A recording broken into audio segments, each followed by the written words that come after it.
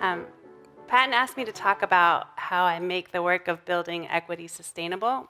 And I have to say, in a way, I feel like this is really not a strong point of mine. Certainly on the face of it, I'm no master of balance. I currently have 3 jobs and 2 small children, and I'm active in our church, and I have very little time to do anything else. In fact, the night this retreat started this past Thursday, I really wanted to leave early to get here, but my partner had been gone all week, and the house was a mess, and I had gotten up early to prepare sub-plans for the teaching job I do, and I was working late putting in plants for my gardening job. And I'm embarrassed to admit that at 7 p.m. that night, when I was hoping to already be here, I had one child at home watching shows in the dark, and one trying to rappel down the side of my truck, holding onto one of the straps. But, you might imagine she'd wrap it around her waist and go backwards, but she had wrapped it around her neck 3 times and was trying to go back. And the client I was working with was like, I think you probably should do something about that, as I was putting in the last of her plants by the light of her porch. That's pretty much how every day is for me. I feel like I'm racing around trying to do much as I can, and sometimes I miss a meal or don't sleep as much as I should, or lean on my partner a little too much to take care of the dishes or the school lunch making.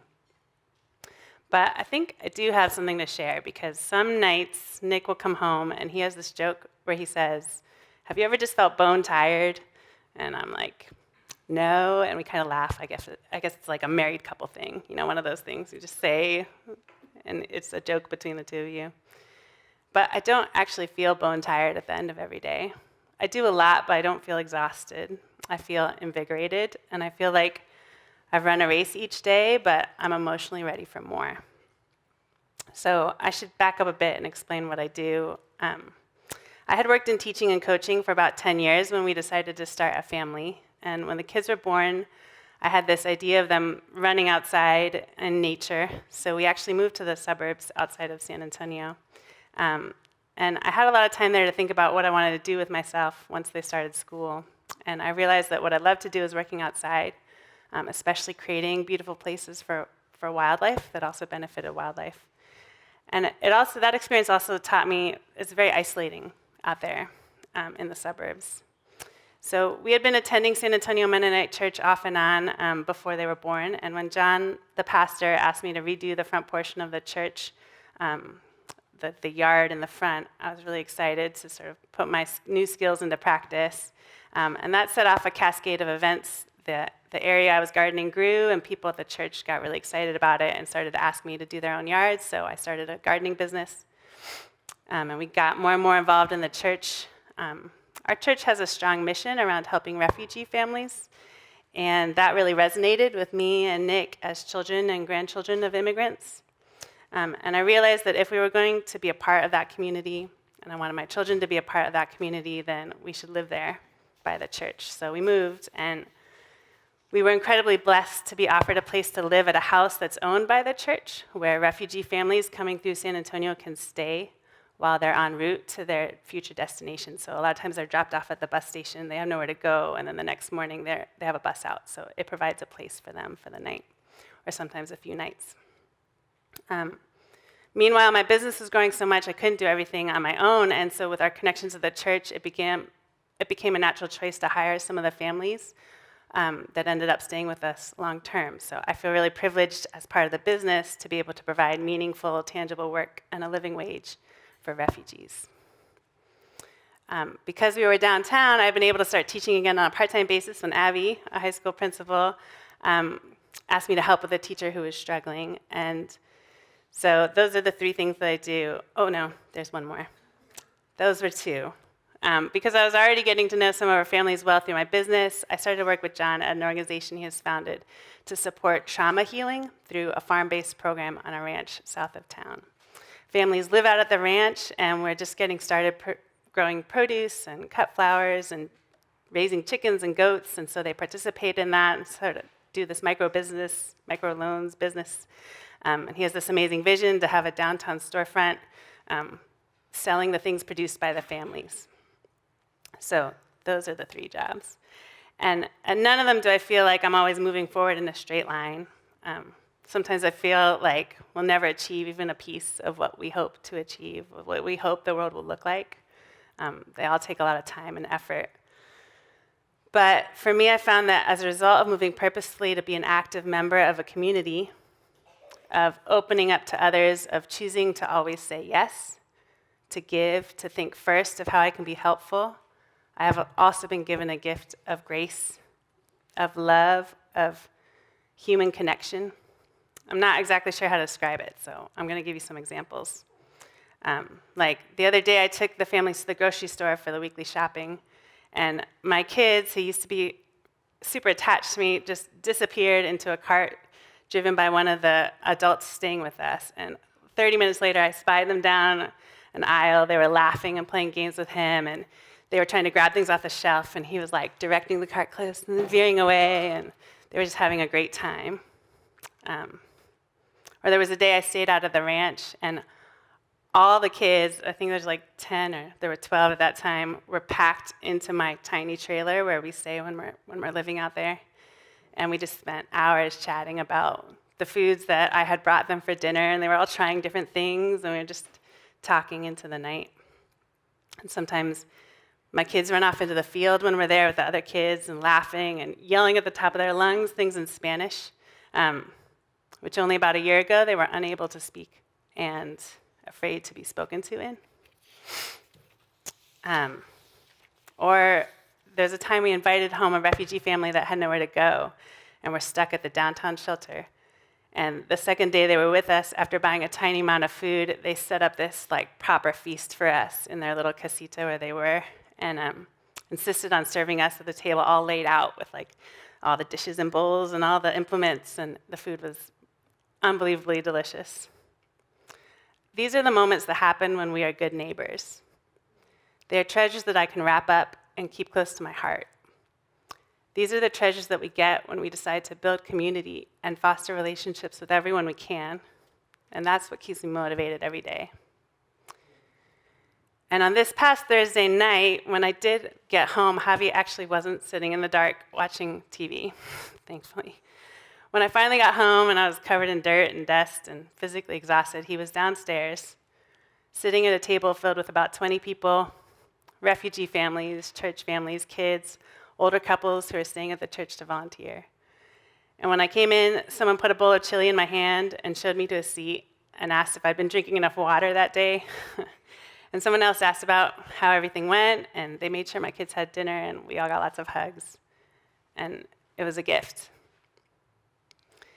In 2 Corinthians, Paul wrote, "Now we have this treasure in clay jars, so that this extraordinary power may be from God and not from us. We are afflicted in every way, but not crushed. We are perplexed, but not in despair. We are persecuted, but not abandoned. We are struck down, but not destroyed. We always carry the death of Jesus in our body, so that the life of Jesus may also be displayed in our body." The last time we were at family camp here with our church, my daughter said, "I don't want to leave, I want to stay here forever." And I said, "But it's not about the place. I mean, it's beautiful, but what you want, what makes it special is the people. What makes camp camp, what makes community community, it's the people. And that's God sharing his love with us through each other. And if we can hold on to that, then that can sustain us."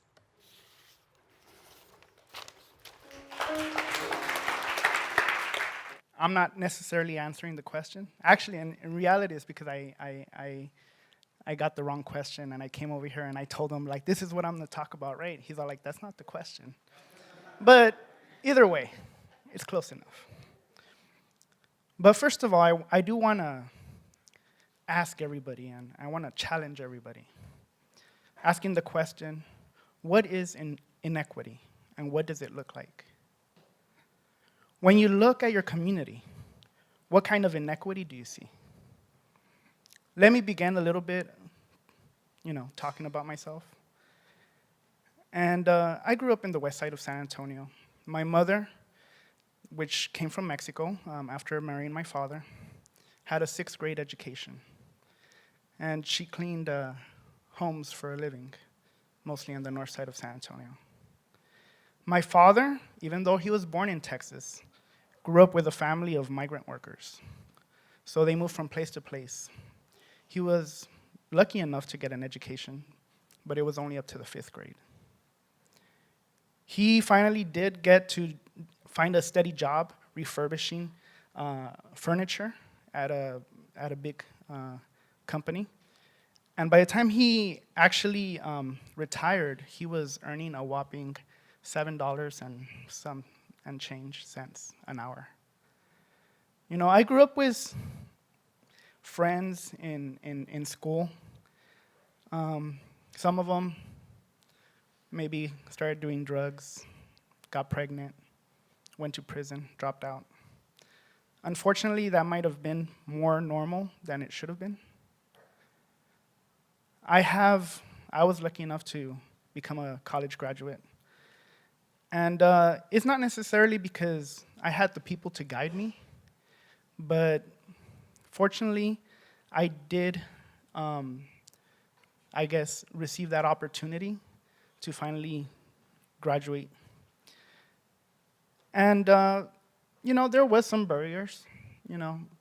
I didn't know this was so uncommon, but I didn't have a computer at home until I was, like, in my master's program. You know, I thought that's what the computer labs were for, you know. And so, now my question is, so did I suffer inequity growing up? Well, I'm not sure I would say that. You see? Have you ever heard of ACEs, adverse childhood experiences? I believe some of y'all have. But for the people that haven't, it's basically a 10-question survey that asks a little bit about your past and experiences growing up in childhood.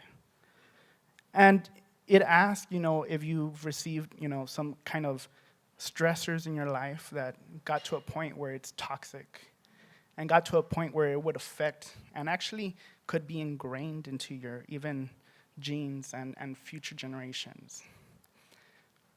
But I want to ask you, what score do you think I received when I did ACEs? If you get 4 and more, you're at risk of future chronic illnesses, at risk of future maybe addictions, at risk of inopportunities. I got a score of 0. So another person, maybe middle class, maybe Caucasian, could easily get a score of 4, 5, 6, or 7.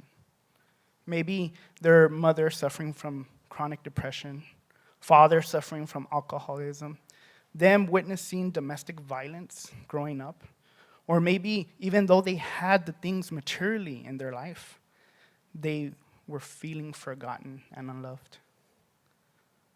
So what does this mean? Between the two of us, which one of us experienced inequity? Maybe there's someone who looks at us and could say, standing side by side, I'm the one that is experiencing inequity. It all depends on what you define inequity as. So is there more than one definition? Maybe. For me, inequity is not my skin or socioeconomic status, though it may be a factor. For me, inequity is having access to the same knowledge, resources, and of course, opportunities as others. When I was interviewed at my job, unfortunately, I do mention this probably more often than I should. I was interviewed by a child psychiatrist, Dr. Carl Pfeiffer. He's a great guy. He taught me so much. But he's Caucasian, grew up probably middle class or higher. And his question to me was, in the interview, was, how did you make it out? And my answer was, well, first of all, I didn't make it out because I still live here, right? And second of all, you know, what does he really mean, making it out? You know I might have not experienced those harmful experiences as much as others growing up, because I feel I had a buffer a buffer to those harmful things in my environment. I feel we are trying to offer the same thing to the families we help in our organization, which is House of Neighborly Service. Give them a village of support in order to succeed. How does our organization address inequality? We encourage, we educate, and we empower. We encourage people to try new or different things, something that they might not see as their normal, or maybe not for them. But we encourage them to take strides to find something better or become better. We educate people to know the opportunities and resources out there, to know more information that can help them in their everyday life and even their future endeavors, which usually comes from encouragement. Now, this is the thing. If the day of today, everyone in the world, in the US, were to receive free health care, if I were to go back to my community tomorrow, would everyone use it? You see? If they don't know how to use it, what's the benefit of everyone having it?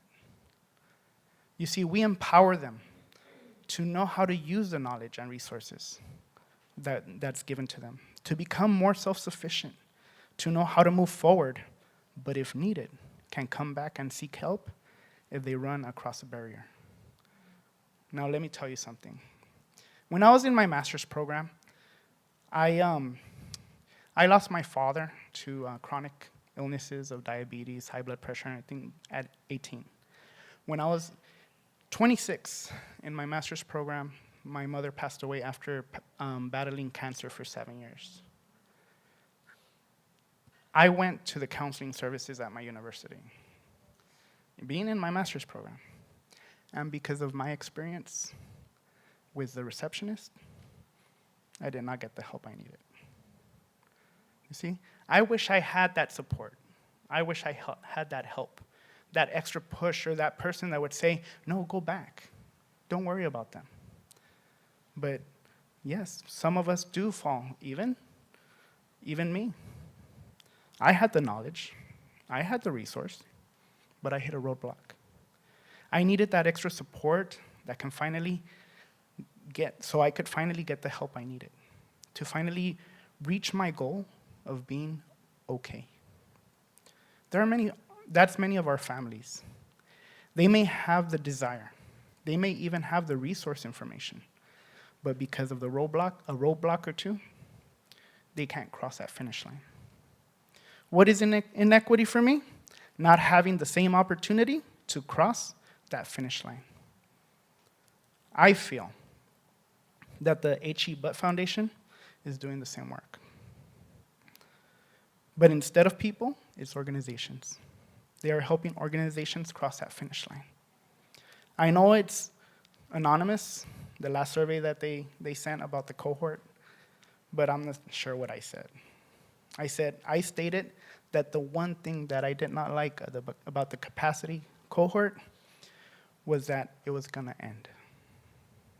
I felt supported, I felt helped. I felt that if I needed help crossing that finish line or even come across some roadblocks, I had somewhere where I could go to receive the help I needed. That's what we are doing for our families, encouraging, educating, and empowering. What is inequity? The people that don't have that yet. Now to finish, I had a conversation with Patton the night before last. That's when I found out I got the wrong question. And basically, I forgot to tell him this, but when I was sitting down and they were talking about that survey about inequity, they asked about what verse best reflects inequity, or what equity for you. And I remember the verse that I thought. I was waiting for it to come up, but it didn't. But it wasn't actually a proverb. It wasn't a psalm. It wasn't even in the New Testament. It was an old law given by God in the Old Testament to the people of Israel. It was in the book of Leviticus. It was actually mentioned twice. It mentions that people of the nation of Israel, when they had their crops and it was time to reap, to harvest, they were not allowed to harvest the corners. Why was that? Because those corners were actually reserved for the people in need, for the people of Israel that were vulnerable, but not only for them, but also for another population, for the foreigners. What does that mean to me? Maybe the people that are just passing through, the people that do have a destination, but don't have enough resources to get there, don't need that extra assistance,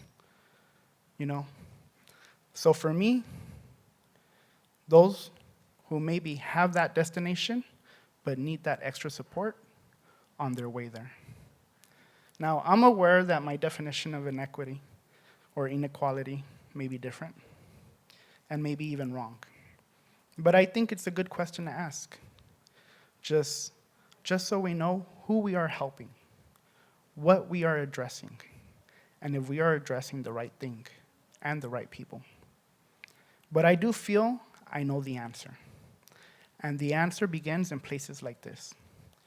Places that are having the conversations and places trying to address their observations of inequality. Because in our search of the answer, we will find a response. For everyone who seeks, for everyone who asks, receives. For the one who seeks, finds. And the one who knocks, the door is opened. Thank you. My pronouns are he, him, and his. I'm a proud father to the little squiggly ones that were up here. I was also late, so I'm catching up, getting to know some of you all here from Thursday and Friday. And I'm the proud partner of Diane, who shared just a few moments ago. I'm also committed to joy, self-determination, and kinship for myself, my community in San Antonio, and for all of our children. And I serve as a director for a nonprofit in San Antonio called Teach for America as well. We strive to end educational inequity, both in San Antonio and cities across our country. And I would like for a moment to go back to the story that Diane was telling just a second ago, because it was quite formative. And it does lead into this answer of how I sustain myself personally and professionally in this work. Because it was the summer before our kids went into kindergarten. And to paint the picture a little bit more, we were living 10 miles north of 1604. So for those of you from Houston, that was the outer loop. It was the exurbs. We've been living there for a few years. We were in Comal ISD, and a block away was a beautiful, newish elementary school that our kids were going to go to, called Timberwood Park Elementary, an A-rated 97 stamp of approval from the state of Texas school. And we knew right away that that was not going to be the right space for our kids. We made the decision for a lot of reasons to move into the heart of SAISD, to move into a particular neighborhood of a D-rated dual language academy. And I asked in particular that we put our core members, or our kids, in the classroom of one of our core members, one of my teachers.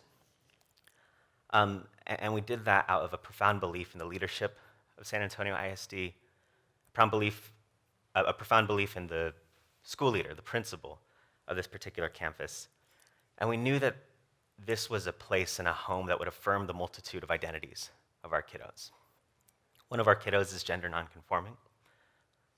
And as a result of that, we knew that we needed to send her somewhere special. Both of them are heritage Spanish language learners. And we wanted a place that was also going to affirm that identity. We also moved, as Diane mentioned, as an intentional choice to live in community. We wanted to share our home and our life, both now and in the future, with asylum seekers and the work that John's been doing at San Antonio Mennonite Church for the past several years, and in the Valley for many decades before that. And when our kids pile out of a van in the morning from school or when they mingle together in the courtyard during pickup, it's this beautiful scene for me. There's Josue and Juan Ramon, Fernando, Hector, Angeli, Azalea, Aurora, Clara, Javi. And you wouldn't know by looking at them that one of them was separated from their family on the border just 9 months ago. Here's this group of Honduran, fourth-generation Mexican-American, beautiful white family, mingling and existing together. And I go back to that story and share a little bit about it because when Patton asked this question, what sustains you? For me, it's that. It's an ability to daily see the humanity in someone else. I've supported educators and worked for educational equity now for 15 years. And it's being able to be in relationship with students and teachers, to be in relationship with Santos and Mayra and their kids, and to again see myself in them. Those of y'all who have been doing this work know that we live and work in a racialized society. And that requires us, it's incumbent on us to see what Dr. Beverly Tatum describes as the fog all around us. We have to recognize the internalized messages that we as educators have for our young students of color. And though the majority of my educators, 70% are people of color, 42% of them, they're the first in their family to go to college. Over half of them come from low-income backgrounds. Though we might share identity markers with our students, we know that it's an imperative that we've also internalized these messages. We've internalized this sense of not good enoughness. We've internalized some self-hate. And so a primary thing that we do with our educators at Teach for America is work on identity development, because you can't go in front of students, you can't go in and be a leader alongside kiddos unless you've done that self-work, and then can go and see the beauty and assets of the communities that we're in. And so I wanted to share with you some of that work about humanization that we do regularly with my core members. And as Patton asked me this question, and I was trying to figure out what could I possibly share with this group of incredible leaders, there's this one thing that a mentor of mine has infused into our program. And I wanted to share with you some indigenous epistemologies that shape the tradition and the way that we educate our educators. And part of this y'all are familiar with. Raise your hand if you've heard of In Lakesh. It's a poem by Luis Valdez. It's part of an epic poem, and it's a little section in part of it. If you know it, feel free to say it with me. We're going to say it now, and then we're going to say it to close. But for those of you who know both languages, you might want to join us in English. But it starts like this. En Lakesh, tú eres mi otro yo. You are my other me. Si te hago daño a ti, if I do harm to you, me hago daño a mí mismo. I do harm to myself. Si te amo y respeto, if I love and respect you, me amo y respeto yo. I love and respect myself. And it's a beautiful piece of poetry. We share it every time we're together. We say it in unison as a choral. And there's some beautiful epistemology underneath that, and I wanted to share that with you all. I'm also going to have you join me in this.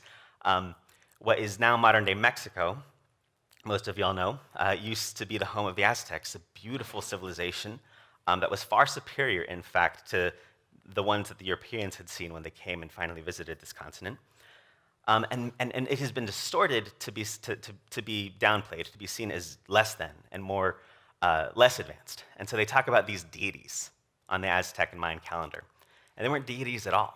These things have now been repackaged and resold in the Western world as mindfulness and these new approaches to being centered with oneself. But for me, these are things that are in our bones. It's in our blood. It's in our culture. And there are 4 corners of the Aztec calendar. On this corner, you'll see an image of a smoky mirror, and that's called Tezcatlipoca. On this corner, there's Quetzalcoatl. We'll come back to this. Huitztlipochtli, and Zipetotec. And these all make up something called Nahui Olin. So I'm going to say it, then I'm asking you to say it with me. It's Nahui Olin. Nahui Olin means 4 movements, 4 ways of being, 4 ways of navigating the world. And the one that we focus on intentionally and what keeps me sustained in this work is especially this first one.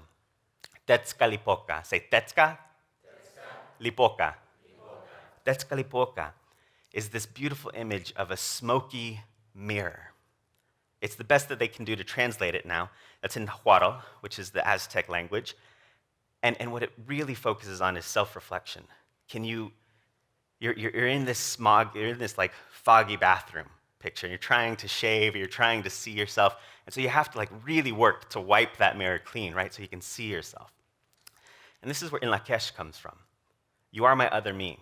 You have to do the daily work of cleaning that mirror away so that you can see your reflection in that other person. And so Tetska lipoka is something that we regularly engage our teachers in. It's a practice that for me, both personally and professionally, is what sustains me regularly, because I have to daily work. It doesn't come naturally. Sustaining for me isn't this perfect balance. I stress eat all the time. This body is brought to you by breakfast tacos. I'm often frustrated with my kids too quickly. So this isn't about perfection, but it is about a daily choice to look for yourself in the other person. Tetska lipoka is knowing that there's a smoky mirror. It doesn't even have to be a human, right? It could be that annoying fly that is around your face, and it's your job to humanize that moment, whatever that metaphorical fly is. And so I bring that to you because there's deep wisdom in this part of the country that once was Mexico. There's deep learning in the indigenous epistemologies that have come before us.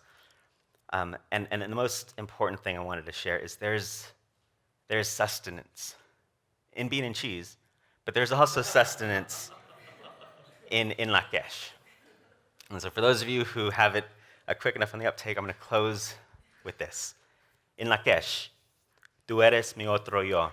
You are my other me. Si te hago daño a ti, if I do harm to you, me hago daño a mí mismo. I do harm to myself.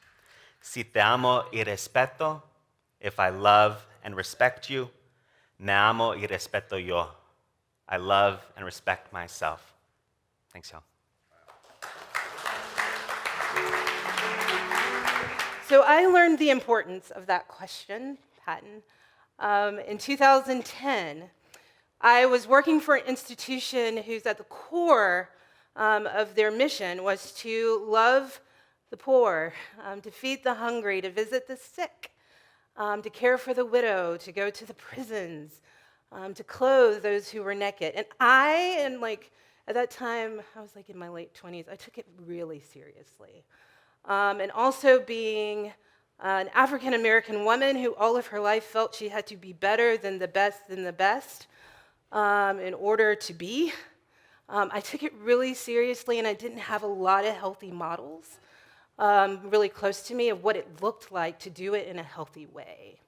And so I found myself in 2010 having a depressive break.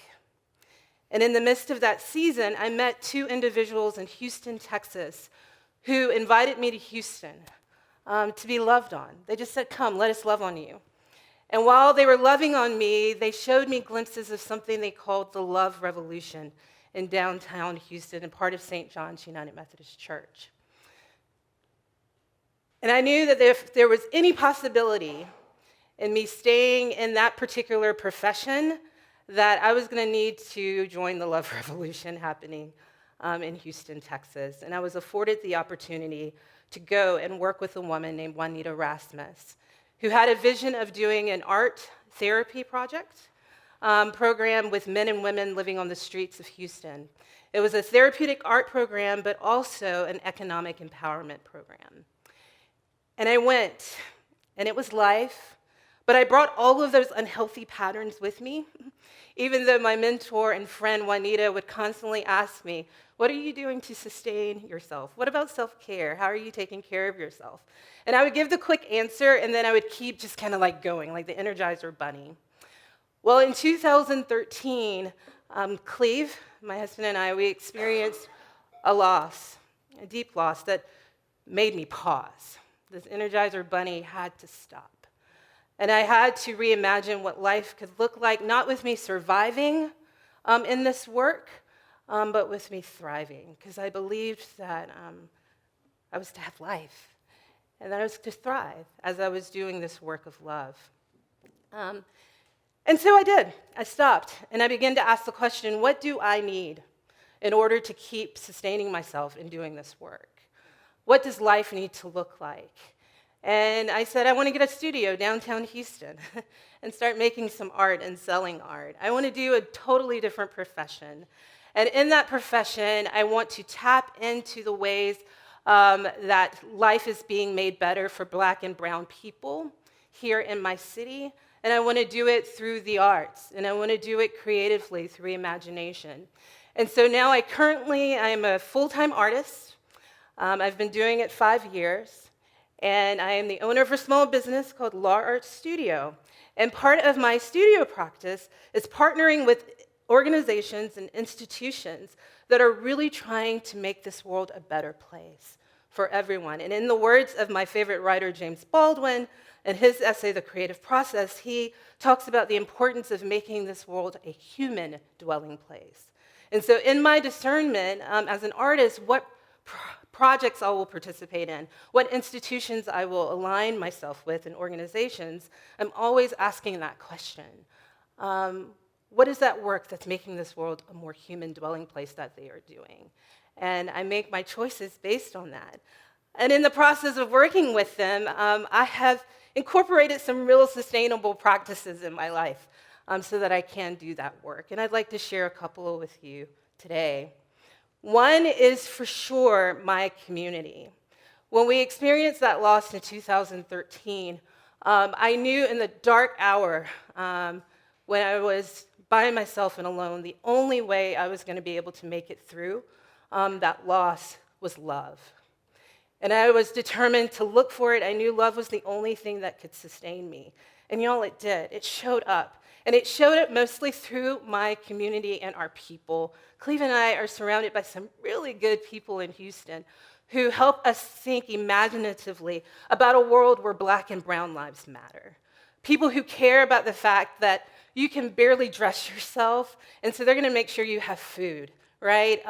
Coffee showing up at my doorstep when I'm struggling to buy meat at the grocery store and crying at Trader Joe's because I can't buy coffee. And then I get home, and kid you not, there is a bag of coffee being there because they know the things that delight you.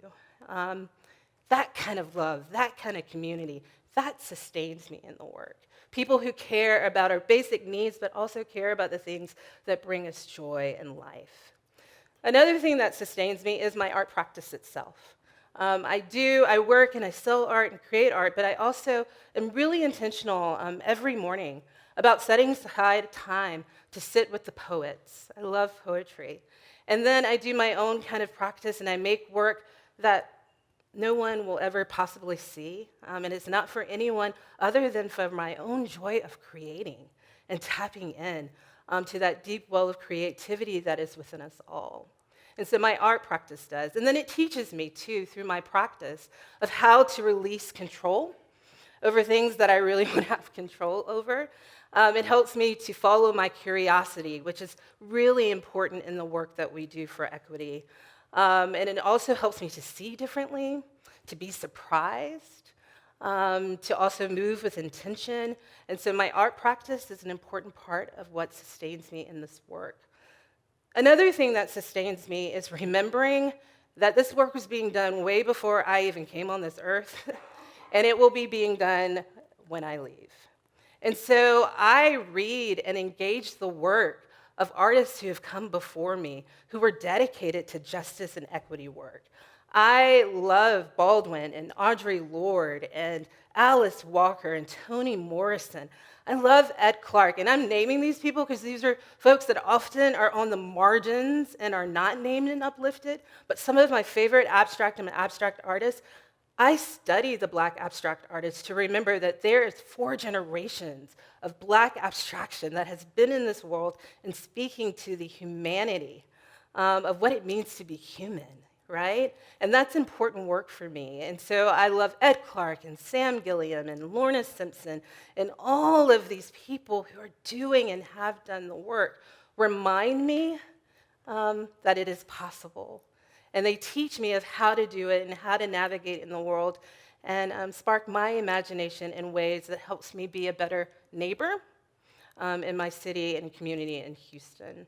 I also, part of that too, remembering that people will be doing it before me, I light up when I hear about things like light catchers and our youth who are full of creative potential, and that people are making space for that potential to be realized in this world. And so I like to support that work. I like to go to the shows. I like to listen to their voices. I want to go to spoken word poet shows and hear what people younger than myself are speaking out, the visions they're speaking out for the world, visually, orally, through music. That's a part that sustains me and helps me to realize that I'm not in this work alone. And then finally, Cleve and I are cultivating delight on a regular basis. We may not have a lot of things, but we do invest in the things that will help us to enjoy each other and to enjoy this world that is a gift. And so I'm so privileged in many ways in the work that I do to be able to go to cities, and I always make a point to go on adventures, even if it's just a little artist date to a gallery or walk my way to a coffee shop and engage and see this world in different ways. I love to travel outside of the US. And even here, even if it's just in Houston, I'll take a Lyft downtown just to be a tourist in my own city and to see the beauty of the city through new eyes and bump up against other people. That sustains me. That brings me delight. Working out brings me delight. And so I make time for that. Being able just to sit and share a meal with Cleve with our phones on the side, that sustains me, that gives me life. And so we make time for that. I think it's so easy for us to get immersed in doing this really, really important work that sometimes we forget about the things that we need, the life-giving things also, because the work we do is life-giving, but there are other things that we need that can sustain us and keep us going for another day. And so those are just a few of the many things, and I guess the final thing is just, I do believe there's a creative, powerful force in the world called love. And so I look for it. I find ways to participate in that love. And I allow that love in its many ways, shapes, and forms, which I didn't do before 2010, to care for me and to meet me, and be as honest about what I need on the journey as I can be, and practice vulnerability, and allow people to love me as I hope to also love them, to see me as I also hope to see them, and that sustains me.